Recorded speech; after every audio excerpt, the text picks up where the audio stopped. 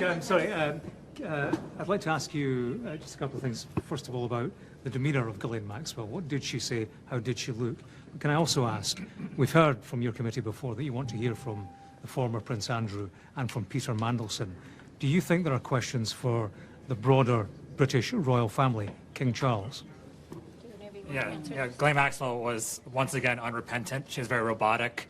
And, you know, she was not at all remorseful about pleading the Fifth today. I think, again, this is all strategy for her to try to get a pardon from President Trump, and she has never shown any remorse for the victims in this entire case. And the royal family. So as it relates to that part, I think that we want to speak to anyone who has information. Now, again, being an attorney, it's been quite frustrating that the Department of Justice has continued to hold files against the law and against the subpoenas, right? But what you would normally do is you would start with the evidence. So it's a matter of us taking a look at the evidence and trying to see who it is that is involved in this very tangled web.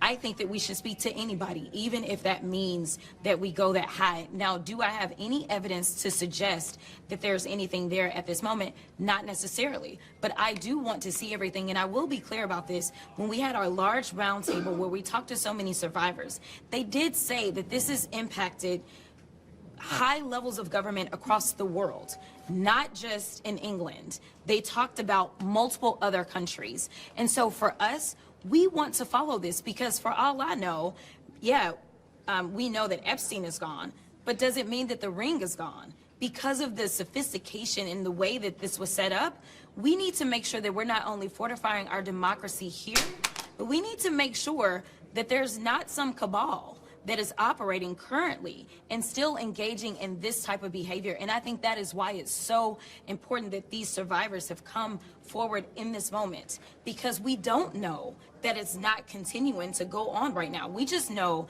that Epstein is gone. We know that Maxwell is gone. But it wasn't just the two of them. And I think that that is why it is important that we review those files.